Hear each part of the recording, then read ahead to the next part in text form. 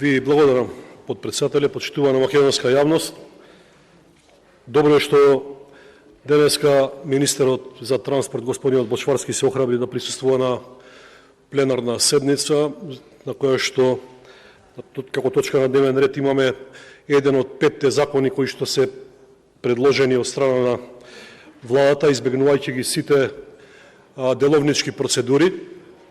спротивно на Уставот и на законите. Добро е што има можност да се соочи со фактите и аргументите кои што говорат дека ваквиот начин на носење на закони кои што имплицираат огромни финансиски импликации, во случајов повеќе од 1 милиарда и 300 милиони евра, не смеат да се носат на ваков начин, особено не со избегнување на матичните работни тела и лепење на европско знаменце, односно за да биде појасно за јавноста, кратење на процедурите за донесување на закон, односно законите да се носат по скратена постапка, во кој што имаме можност 2 дена да расправаме на комисија и 2 дена на пленарна седница. Значи имаме класично кршење на деловникот,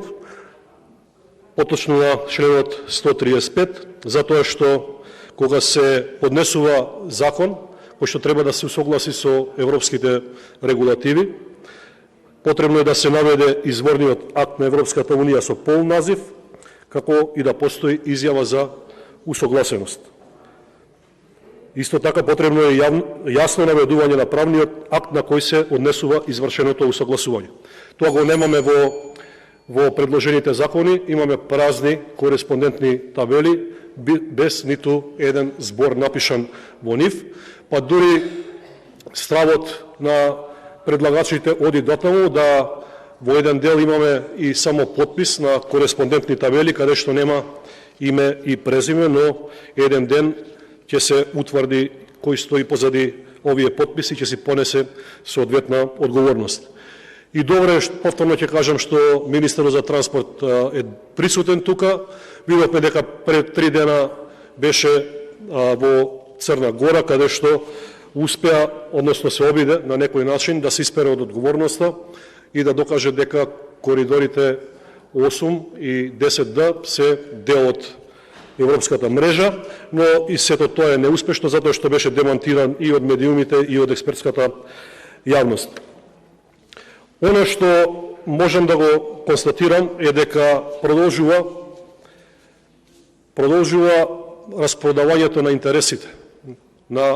и кршењето на националните интереси на Република Македонија од страна на ДУИ и Социјалдемократскиот сојуз.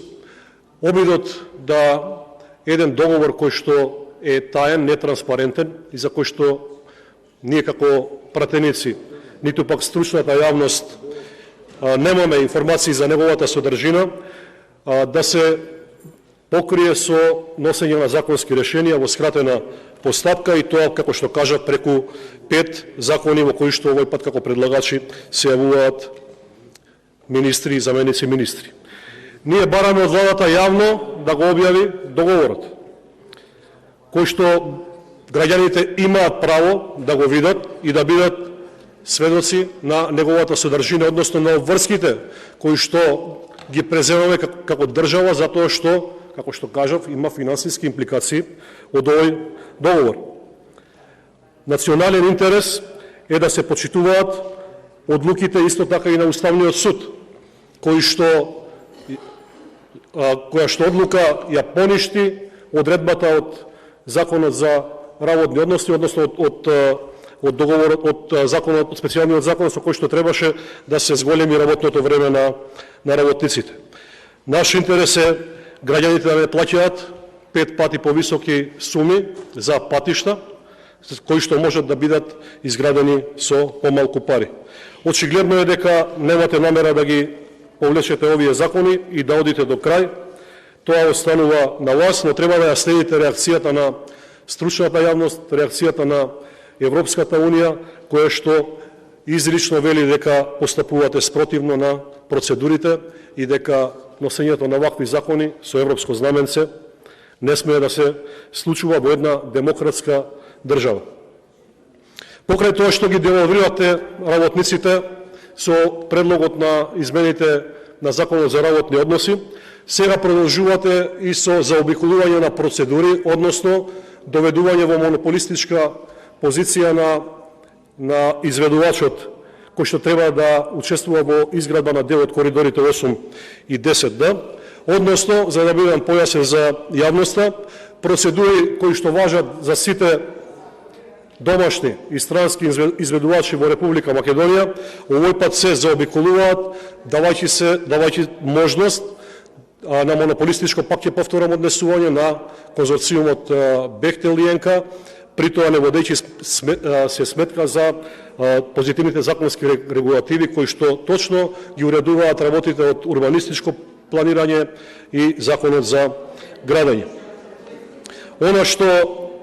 што се предвидува со законот за урбанистичко планирање, како што кажав, е заобиколување на процедурите и добро е што денеска имаше плодна дискусија тука во собранието, во која што и пратеник од парламентарното мнозинство, кој што е доволно стручен за да ги препознае сите слабости на понуденото законско решение, јасно и гласно кажа дека нема потреба да се носат посебни одредби, односно промени на законските решенија во случајов за